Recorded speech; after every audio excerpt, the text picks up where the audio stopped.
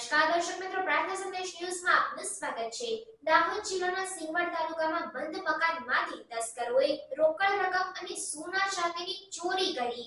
પ્રાપ્ત માહિતી અનુસાર દાહોદ જિલ્લાના સિંગવડ બજારમાં ચુંદડી રોડ પર સહકાર મંડળીની પાછળ ચૌહાણ રમેશભાઈ હીરાભાઈના બંધ મકાનમાંથી તસ્કરોએ નિશાન બનાવી રોકડ રકમ 85,000 અને સોનાનું મંગળસૂત્ર, ઝુમ્મર, ચાંદીની પાયલ, કંદરો તસ્કરોએ હાથફેરો કરી ફરાર થયા। ત્યારબાદ મકાન માલિકને જાણ થતાં રંદીકપુર પોલીસ સ્ટેશને ફરિયાદ નોંધાવવામાં આવી।